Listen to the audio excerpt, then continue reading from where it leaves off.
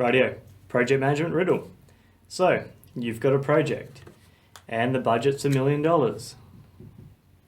Awesome, great. And what happens when this starts going over budget? Okay, buzz in with your reaction. Project goes over. This is your project, you're accountable for this. It's just gone over by $1. What do? You're laughing, right? Okay. It's just gone over by $10. Okay, that's lunch. That's parking for an hour in West Perth. It's just gone over by $100. Still good with this? How about $1,000? Someone buzzing in now going, ooh, maybe $1,000 is starting to stress me out a little bit. No, it's $1 million. You don't care. This number's getting bigger and bigger and bigger. And at some point, you're going to buzz in and say, now I care. Now this is scaring me. Whether it's 10% or whatever that number is, there's going to be a number that, look, it's gone over by $1 million. Your project's doubled in budget. There's going to be a number that scares you. There's a number that scares everyone. And it's usually based on our tolerances. How much extra money do we actually have? In some projects, if it's a funded project, you might not have $1 more. It comes out of your own pocket. Other projects, yeah, look, it's not that sensitive when it comes to cost. It could be time might be the area of sensitivity. So how do we manage this? And how do we manage the fact that we all might have different perceptions of what is acceptable? What can we have before the stress levels start going up? Because as these numbers go up, the stress or the accountability also goes up, because the person we answer to might have a different interpretation of $1 million project over by $1,000. That's cool, right? They might go, no, this is the worst thing ever. Let's hope not. So, one of the good ways of getting around this is firstly to agree. To agree, look, to what point can we go over? How elastic is cost? We've got our budget. How much can we go over? And if it's a problem, how much can we go under? Once we start putting these parameters, life gets a little bit easier, because then we can give it to someone with the confidence that if these thresholds are exceeded, they're going to take actions to let us know. Okay. Think about this. What's currently in place in your projects?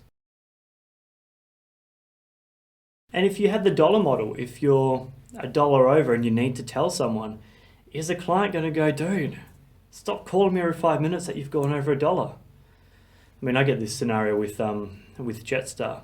Every time there's a change to their scheduled flight delay, and this trip is about a year away, they give me an SMS, they give me an email, they start calling me and harassing me, go, look, your flight booking's changed by 5 minutes. Do I care? No. You know why I don't even care? Because I know that they never leave on time anyway, which is a huge irony. Okay? So, we don't want to interrupt the client, but we want to manage the risk. Okay? So what do? Cost management plan works really well here. And the cost management plan doesn't need to be exciting, doesn't need to be laborious, it needs to be functional. It's usually based on the confidence of our estimates. So the stronger our estimates, the stronger our estimate, the less the acceptable tolerance might be. So we've got item A, B, C and D. Okay. We've got a budgeted price. Okay. And based on the strength of the estimate, high, low, medium, low, we might have an acceptable tolerance. Here we might say 10%, okay, because we've got a strong degree of confidence in that estimate. Here we might say 30% and so on. This might be a very basic solve for it. So if activity A goes up by more than 10%, then we take actions. Activity B goes up by more than 30%, then we take actions. Otherwise, we just let it ride. Okay. You can actually do a more comprehensive version of this by just breaking down different points that are important to you as a project manager and that have been agreed by the client and so on, based on the sensitivity of cost. So for example, you might say 0 to 5% will do nothing. So instead of not applicable, let's say that's no action required. 5 to 20%. Maybe we need written confirmation from the client to go ahead.